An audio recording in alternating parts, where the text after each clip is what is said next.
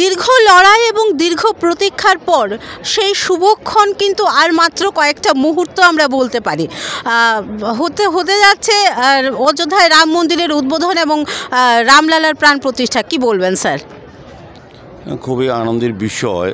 দীর্ঘ 500 বছর পর আমাদের যে প্রত্যাশা ছিল সারা পৃথিবীর সঙ্গে ভারতবাসী, আমাদের রাজ্যবাসী প্রত্যেকেরই, যে রামলালা বা রাম মন্দির প্রতিষ্ঠা হওয়া, সেটা আগামীকালকে আনুষ্ঠানিকভাবে বাংলা অনুষ্ঠানের মাধ্যমে ভারতবর্ষের প্রধানমন্ত্রীর হাত ধরে উদ্বোধন হবে।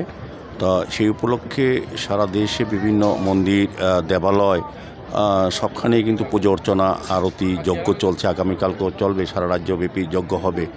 উদ্দেশ্য একটাই হচ্ছে, আমরা এই রামলালা বা এই রাম মন্দির প্রতিষ্ঠার ক্ষেত্রে শত শত মানুষ বা কর সেবক সবাই কিন্তু অংশগ্রহণ করেছে, সবাই সহযোগিতা হচ্ছে, কিন্তু প্রত্যেকেরই আগামীকালকে ওই আনুষ্ঠানিক প্রোগ্রামে পৌঁছে যাওয়া সম্ভব নয়।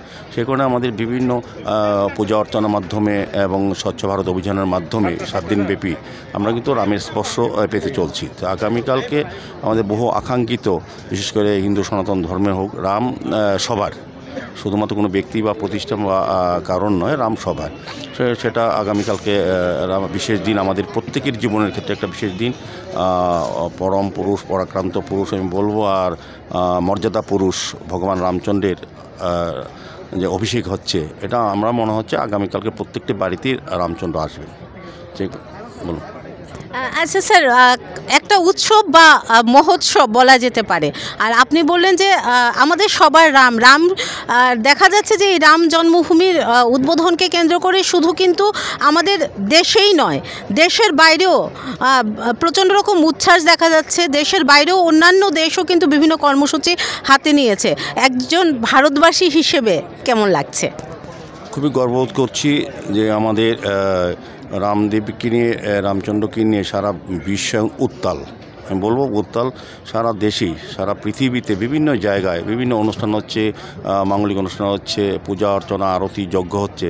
এটাতেই বোঝা যাচ্ছে, যেটা বললাম প্রথমেই, যে রাম সবার।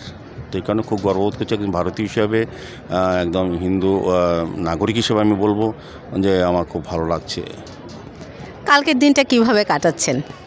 না, কালকে তো সকাল থেকে বিভিন্ন জায়গায় বিভিন্ন ধর্মীয় আচার অনুষ্ঠানের মাধ্যমে রামচন্দ্র দেবের এই অভিষেক বা এই রামলালা যে অযোধ্যা যেটা হবে আনুষ্ঠানিক উদ্বোধন বা প্রাণ প্রতিষ্ঠা বলবো বা গৃহপ্রবেশ, যেটাই বলবেন, এটা আমরা আগরতলায় বসে আমরা বিভিন্ন জায়গায় করব। কালকে দুর্গাবাড়িতে সকাল 10:30টায় মাননীয় মুখ্যমন্ত্রী প্রফেসর ডক্টর মানিক শাহ রাজ্যবাসীর হয়ে রামলালার এই বিশেষ অনুষ্ঠানে উনি যজ্ঞ অনুষ্ঠান করবেন। আমরা সেখানে থাকবো এবং বিভিন্ন প্রান্তে বিভিন্ন মন্দির, দেবালয় জায়গায় কিন্তু যথেষ্ট উৎসব উদ্দীপনার সঙ্গে কিন্তু আজকের থেকেই শুরু হয়ে গেছে অনেক জায়গাতেই। তো আগামীকালকে এটা খুব ভালোভাবে উপভোগ করব, বলবো যে এর মাধ্যমে আমরা রামচন্দ্র দেবকে স্পর্শ করতে পারবো। ধন্যবাদ স্যার আপনাকে। আমাদের সাথে ছিলেন এতক্ষণ মাননীয় মেয়র শ্রী দীপক মজুমদার স্যার। আর ইতিমধ্যে আমরা আমাদের মাঝে কিন্তু আরও অনেকজন বিশিষ্টজনদের পেয়ে গেছি। একটু জেনে নেব ওনারা কি বলছেন কালকে রামলালার প্রাণ প্রতিষ্ঠা নিয়ে। স্যার কি বলবেন? আর বহু প্রতীক্ষিত রামলালার প্রাণ প্রতিষ্ঠা, অনেক দিনের আশা আমাদের, অনেক দিনের স্বপ্ন আমাদের, কি বলবেন? মাননীয় মেয়র সাহেব বিস্তারিত আলোচনা করেছেন। কালকের দিনটা ভারতবাসী হিসাবে আমরা গর্ববোধ করতে পারি। আজকে 500 বছরের যে মানুষের যে ইচ্ছা ভারতবাসী হিসাবে কালকে পূর্ণ হতে যাচ্ছে, এবং এই উপলক্ষে ভারতবর্ষের বিভিন্ন প্রান্তে এবং সারা পৃথিবীর বিভিন্ন দেশে কালকে এই শুভ মুহূর্তটি বিভিন্ন ধর্মীয় আচরণের মাধ্যমে পালিত হচ্ছে। এবং আমরা ভারতবাসী হিসাবে গর্ববোধ করি যে কালকে রামলালার প্রাণ প্রতিষ্ঠা হচ্ছে, এবং আমরা সবাই কালকে প্রধানমন্ত্রী নরেন্দ্র মোদীজির যে প্রয়াস এবং সর্বোপরি সারা ভারতবাসী হিসাবে যে উদ্যোগ ওনারা নিয়েছেন, আমরা সেক্ষেত্রে গর্ববোধ করি। আমরা বিশেষ করে বর্তমান প্রজন্ম, আমার মনে হয় যে আমাদের যে রিচ কালচার, আমাদের যে রিচ কৃষ্টি সংস্কৃতি আমরা প্রায় ভুলতে বসেছি। কিন্তু গলি থেকে রাজপথ সর্বত্রই যে শ্রীরামের ধ্বনি, সেটা কি কোনোভাবে যুব সমাজকে বা যারা আমরা বর্তমান প্রজন্মের যারা আমাদের কৃষ্টি সংস্কৃতিকে ভুলতে চলেছি, এই উদ্যোগ কি কোনোভাবে তাদেরকে আবার আমাদের সেই রিচ কালচারের প্রতি শ্রদ্ধাশীল করে তুলতে পারে? নিশ্চয়ই তো। আজকে ভারতবর্ষের যে নতুন প্রজন্ম, যেটা আপনি বলছেন যে ভুলতে বসেছে ভারতবর্ষের কৃষ্টি ঐতিহ্যকে, সেই কৃষ্টি এবং ঐতিহ্যকে ধরে রাখার জন্যে আজকে এই ধরনের প্রয়াস চলছে এবং এটা একটা আন্দোলন। ভারতবর্ষের কৃষ্টি সংস্কৃতিকে রক্ষা করার জন্যে আজকে যেভাবে সারা ভারতবর্ষব্যাপী সমস্ত অংশের আবাল বৃদ্ধা বনিতা, আজকে কালকের যে অনুষ্ঠান, এর মধ্যে নতুন প্রজন্ম, তাদের মধ্যেও বিশাল উন্মাদনা দেখা যাচ্ছে এবং তারাও বিভিন্ন ধর্মীয় অনুষ্ঠানে অংশগ্রহণ করছে। সুতরাং নতুন প্রজন্মকে আরও বেশি উদ্বেলিত করবে, উদ্বুদ্ধ করবে কালকের অনুষ্ঠান। ধন্যবাদ স্যার আপনাকে। আমরা ইতিমধ্যেই আমাদের সাথে পেয়ে গেছি বিজেপি রাজ্য মুখপাত্র শ্রী নবেন্দু ভট্টাচার্য মহোদয় স্যারকে। স্যার, বিটিভির পর্দায় আপনাকে স্বাগত। নমস্কার স্যার, দীর্ঘ লড়াই, তার অপেক্ষার অবসান ঘটার প্রায় সন্ধিক্ষণে আমরা রাম মন্দিরের উদ্বোধন এবং রামলালার প্রাণ প্রতিষ্ঠা, কি বলবেন? এটা নতুন যুগের সূচনা হচ্ছে।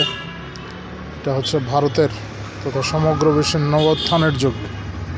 এটা মানবতার জয়। বাবরের মতো একটা সন্ত্রাসী আক্রমণকারী, তার যেই স্মৃতিচিহ্নগুলি ছিল সেইগুলি মুছে দেওয়া প্রয়োজন। এটা শুধু ধর্মীয় বিষয় নয়। রাম আমাদের প্রাণ পুরুষ, এটা ঠিক, আমরা পূজা করি, কিন্তু তার চাইতে বড় কথা হলো এটা স্বাদেশিকতা, রাষ্ট্র চেতনার জয়। এখন মানুষ নতুনভাবে চিন্তা করতে পারে। ভারত আবার জগৎ সভায় শ্রেষ্ঠ আসন লবে। এখন ভারতের যুগ শুরু হচ্ছে, ইতিমধ্যেই শুরু হয়ে গেছে। আগামী কিছুদিনের মধ্যে দেখবেন ভারতের অবস্থানটা কোথায় গিয়ে দাঁড়ায়। অর্থনৈতিক ক্ষেত্রে অতি সত্বর ভারত তৃতীয় স্থানে চলে আসছে। তৃতীয় বৃহত্তম দেশ হিসাবে ভারত স্থান পেতে চলেছে। ভারতের প্রতিষ্ঠা মানে এ দেশের প্রত্যেকটা মানুষের, প্রত্যেকটা জনগণের প্রতিষ্ঠা। রামায়ণ শুধু রামের কাহিনী দিয়ে নয়, এটা আমাদের সামাজিক অবস্থা। একজন আদর্শ ভারতীয় পুরুষ কি হয়, সীতা একজন আদর্শ ভারতীয় নারীর চরিত্র। আজকে সমাজে যে সমস্ত অবক্ষয় চলছে তার থেকে পরিত্রাণ পাওয়ার জন্য রাম এবং রামায়ণের প্রত্যেকটা চরিত্র আমাদের শিক্ষা দেয়। আজকে সমাজে যে বিকৃতিগুলি এসছে, সেই বিকৃতির পেছনে রয়েছে বিদেশি অনুকরণের প্রভাব। আমি সেই জন্যই বলছি এটা নবোত্থানের যুগ। এই নবোত্থানের মাধ্যমে আমাদের সমাজ ব্যবস্থা সুদৃঢ় হবে, সুসংগঠিত হবে। সমাজের মধ্যে যে সমস্ত অবক্ষয়গুলি এসেছিল সেগুলি দূরীভূত হবে। এবং আপনারা দেখবেন এই রাম মন্দির প্রতিষ্ঠার পর থেকে দেশের রাজনৈতিক, অর্থনৈতিক, সামাজিক ক্ষেত্রে যে সমস্ত ব্যাপক পরিবর্তন আসে, এই পরিবর্তনগুলি ইতিবাচক পরিবর্তন। ভারত, আমরা ইতিহাসের পাতায় স্কুল কলেজে আমরা পড়েছি 200 বছর পরাধীন ছিল। প্রায় 1200 বছরের সময়কাল ধরে এই দেশ পরাধীন ছিল। বিদেশি আক্রমণকারীরা এই দেশের যে উপর যে শুধু আমাদের মঠ মন্দিরগুলি ধ্বংস করেছে এরকম না, তারা আমাদের সংস্কৃতির উপর আঘাত এনেছে। তারা আমাদের যে সভ্যতা, আমাদের যে পারিবারিক বন্ধন, সেইগুলির উপরও আঘাত এনেছে। সমাজ ব্যবস্থাকে একটা বিপথে পরিচালিত করার চেষ্টা তারা করেছে। এই হাজার বছরের যে গ্লানি, সেই গ্লানি মুছে দেওয়ার জন্য রাম মন্দির। সেই জন্যই আমরা বলি এই রাম মন্দির শুধু রাম মন্দির নয়, এটা রাষ্ট্র মন্দির। আমাদের সবার গর্বের এবং কালকে একটা দিন, এমন একটা দিন যে সারা দেশব্যাপী একটা মহোৎসব। এই বিশেষ দিনটা কিভাবে কাটাবেন? না, আমরা তো প্রত্যেকটা জায়গাতেই আমাদের মন্দিরগুলিতে হবে। আমি যে এলাকাতে আছি বনমালীপুর, এর মুখ্য অনুষ্ঠানটা হবে এই যে রামকৃষ্ণ সাধনা কুটিরে। সেখানে সকাল থেকে পূজা আর্চা চলবে এবং যখন রামলালা প্রাণ প্রতিষ্ঠা হবে তখন বিশেষ পূজা, এখানে কীর্তন হবে, কোথাও কোথাও রামায়ণ পাঠ হচ্ছে, গীতা পাঠ হচ্ছে। রাজ্যের সর্বত্র এগুলি হচ্ছে, সারা দেশের সঙ্গে আমাদের রাজ্য প্রত্যেকটা মন্দিরে আমাদের কার্যকর্তারা থাকবেন। যারা রাষ্ট্রীয় স্বয়ংসেবক সংঘের স্বয়ংসেবকরা আছেন তারা কাজ করছেন, তাদের সঙ্গে আমরাও সামিল হচ্ছি। ভারতীয় জনতা পার্টির সমস্ত কার্যকর্তারা থাকবেন। সন্ধ্যায় আমরা প্রদীপ জ্বালাবো, দীপাবলি পালন করব। ইতিমধ্যেই আমরা 5টা করে প্রদীপ জ্বালাচ্ছি আমাদের নিজেদের বাড়িতে। সবার কাছে আমাদের আগ্রহ 5টা করে প্রদীপ জ্বালানোর। আর কালকে তো দীপাবলি হবে, কালকে সন্ধ্যায় রাম রাজা আবার তার রাজত্ব প্রতিষ্ঠা, দেশের রামরাজ্য প্রতিষ্ঠা হচ্ছে। সেই রামরাজ্য প্রতিষ্ঠা হওয়ার লক্ষ্যে আমরা দীপ প্রজ্বলন করব। সারা দিনভর কালকে পূজা অর্চা থাকবে। প্রসঙ্গক্রমে একটা কথা বলছি যে আমরা আমাদের যে রিচ কালচারকে আমরা ভুলতে বসেছি। বর্তমান প্রজন্ম অনেকটাই আমাদের যে সভ্যতা, যে সংস্কৃতির যে গৌরব গাথা অনেকটাই জানে না। কিন্তু গলি থেকে রাজপথ সেই রাম জন্মভূমির উদ্বোধনকে কেন্দ্র করে চলছে শ্রীরাম ধ্বনিতে মুখরিত। তো এই যে শ্রীরাম ধ্বনির প্রভাব কি বর্তমান প্রজন্মকে প্রভাবিত করতে পারবে? নিশ্চয়ই। আপনি দেখুন না, আজকে রামায়ণের গান বা রাম নিয়ে যে ভক্তিমূলক যে সমস্ত গানগুলি হচ্ছে, ঠিক আছে আধুনিক বাদ্যযন্ত্র রয়েছে, কিন্তু কারা এগুলি করছে? যুবক যুবতীরাই করছে। মানে আধুনিকতার ছোঁয়া নিশ্চয়ই আছে, আর থাকবেও না বা কেন? হ্যাঁ, আছে, সবগুলি আছে, কিন্তু তার মধ্যেও আমাদের যুবক যুবতীরা যারা আছে, আমাদের যুব সমাজ নতুনভাবে উজ্জীবিত, তারাও বুঝতে চাইছে। যারা এখন একটু রোমান্টিক চিন্তাভাবনা যারা করেন, তাদের জন্য রামায়ণ একটা বিশেষ শিক্ষা দেয় কি ভালোবাসাটা কি হতে পারে, হ্যাঁ, স্বামী স্ত্রীর সম্পর্কটা কি হতে পারে, সেগুলি থেকে তো আমরা দূরে সরে এসেছি। হ্যাঁ, আমাদের সামনে আজকে যে আমরা মানে রূপালী পর্দায় আমরা যে সমস্ত ভালোবাসার কাহিনীগুলি দেখি, তার সঙ্গে মানে তুলনাহীন এই সমস্ত বিষয়। রাম কি করে গেলেন এত দূর, যার পায়ে চটিও নেই, সেই রাম পৃথিবীর তৎকালীন সময়ে আমি যদি ধরি, রাবণ হচ্ছে সুপার পাওয়ার কি নেই? ধন, ঐশ্বর্য, যুদ্ধাস্ত্র, বিদ্যা, বিজ্ঞান, সমস্ত কিছু আছে। রামের কাছে তো কিছুই ছিল না, শুধু বানর সেনা। এই বানর সেনা নিয়ে সীতাকে উদ্ধারের জন্য কী ধরনের দৃঢ় সংকল্প ছিল সে সময়। তো এগুলি তো আমাদের যুব সমাজকে নিশ্চয়ই প্রভাবিত করবে। এখন এতদিন অপব্যাখ্যা হয়েছে বিষয়গুলির, আজকে তো বিজ্ঞান প্রমাণ করছে যে এই লঙ্কা পর্যন্ত যে সেতু তৈরি হয়েছিল সেটা সমুদ্রে নিমজ্জিত অবস্থায় আছে, সেটা তো আজকে বিজ্ঞান বলছে, নাসা দেখিয়ে দিয়েছে, সেটা বিজ্ঞান প্রমাণ, বৈজ্ঞানিক প্রমাণ। ফলে যুব সমাজ নিশ্চয়ই যে অবক্ষয়ের দিকে আমরা এগিয়ে যাচ্ছিলাম তা থেকে পরিত্রাণ পাবে, সমাজ সুরক্ষিত হবে, দেশ আবার মানে সুসংগঠিত হবে, দেশের মানুষ এই সমাজ সুসংগঠিত হবে। এবং সেই জন্যই আমি বারবার বলি এটা নবোত্থানের যুগ। ধন্যবাদ স্যার আপনাকে। দীর্ঘ প্রতীক্ষার অবসান আর মাত্র কয়েকটা ঘন্টা, পুরো দেশে চলছে জোর প্রস্তুতি। উদ্বোধন হতে চলছে রাম মন্দিরের। আর ইতিমধ্যে আমরা আমাদের সাথে পেয়ে গেছি শ্রী MK নাথ মহোদয় স্যারকে, যিনি স্টেট কোঅর্ডিনেটর রাম মন্দির দর্শন অভিযান ত্রিপুরা প্রদেশ। নমস্কার স্যার, বিটিভির পর্দায় আপনাকে স্বাগত। নমস্কার, জয় শ্রীরাম। আমি এই রাজ্যের ত্রিপুরা প্রদেশের সমস্ত রাম ভক্ত নাগরিকবৃন্দকে আমার শুভেচ্ছা, অভিনন্দন এবং অভিবাদন। আপনারা জানেন, দীর্ঘ প্রতীক্ষার পর আগামী 22শে জানুয়ারি তারিখে আমাদের পবিত্র রাম মন্দির উদ্বোধন অনুষ্ঠান অনুষ্ঠিত হবে অযোধ্যায়, এবং আমাদের ভগবান রামলালার মূর্তির প্রাণ প্রতিষ্ঠা করা হবে। এই উপলক্ষে আমরা ত্রিপুরা প্রদেশ থেকে রাম ভক্ত যারা রয়েছেন তাদেরকে অযোধ্যায় মন্দির পরিদর্শনের যে সময়কাল স্থিরীকৃত আছে, অর্থাৎ 25শে জানুয়ারি থেকে 25শে মার্চ পর্যন্ত আমাদের রাজ্য তথা ভারতবর্ষের বিভিন্ন প্রদেশ থেকে রাম ভক্তরা তারা রাম মন্দির এবং রামলালার পরিদর্শনে যাবেন। ত্রিপুরাও তার অঙ্গীভূত হয়েছে।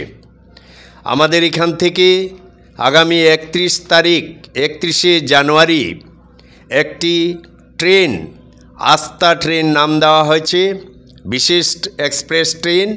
এই আস্থা ট্রেনটি আগামী 31 তারিখে আমবাসা স্টেশন থেকে সকাল 8:45 যাত্রা শুরু করবে।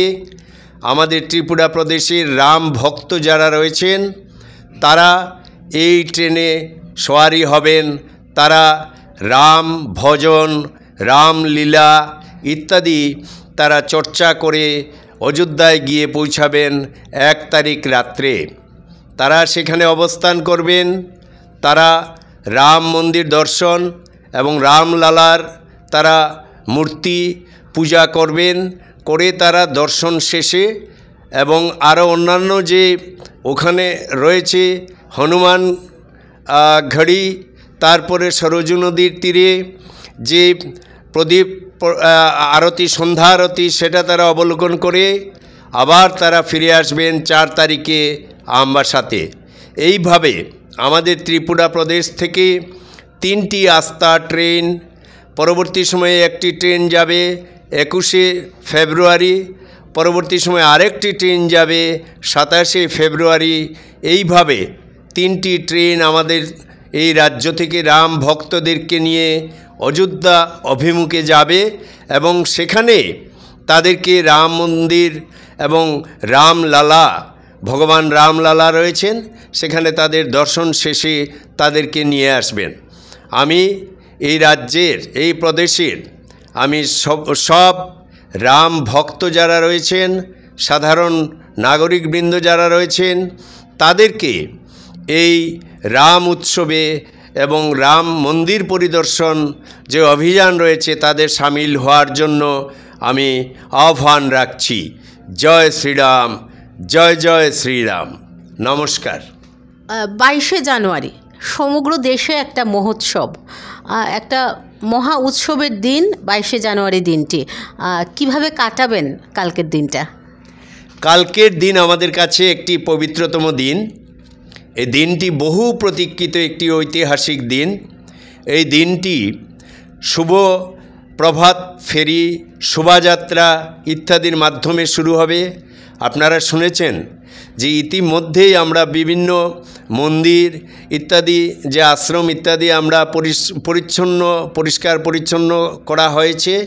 বিভিন্ন সুনাগরিকবৃন্দ তারা পরিষ্কার পরিচ্ছন্ন করেছেন। এদিন পূজা অর্চনার মাধ্যমে, রাম ভজনের মাধ্যমে দিনটি কাটানো হবে। আমিও এই যজ্ঞে সামিল হব। আর সাধারণ যারা মানুষ রয়েছেন তারা মন্দির আশ্রমে পূজা অর্চনা সম্পন্ন করার পর সন্ধ্যার সময় তারা প্রদীপ প্রজ্বলন করবেন। রামজ্যোতি আমরা এটাকে বলে থাকি, প্রদীপ প্রজ্বলন করবেন। আমিও তাতে সামিল হব। আমিও আমার গৃহে রামজ্যোতি বা প্রদীপ প্রজ্বলন করব। এইভাবে আমি সমস্ত দিন রাম ভজন, রাম চর্চা, রাম মাহাত্ম্য ইত্যাদির মাধ্যমে আমার দিন অতিবাহিত করব। আমি সবাইকে আহ্বান রাখছি যে এই রাম রাজ্য প্রতিষ্ঠার যে সংকল্প রয়েছে সেই সংকল্পকে এগিয়ে নিয়ে যাওয়ার জন্য সবাই যাতে অংশগ্রহণ করেন। 22শে জানুয়ারি আমাদের বহু প্রতীক্ষিত সেই ক্ষণ, দুপুর 12:15 থেকে 12:45 মধ্যে রামলালার প্রাণ প্রতিষ্ঠার শুভ সময়। চিফ গেস্ট হিসেবে উপস্থিত থাকছেন আমাদের রাজ্যের মাননীয় প্রধানমন্ত্রী শ্রী নরেন্দ্র মোদীজি মহোদয়। ক্যামেরায় দেবজিতের সঙ্গে আমি শুভস্মিতা।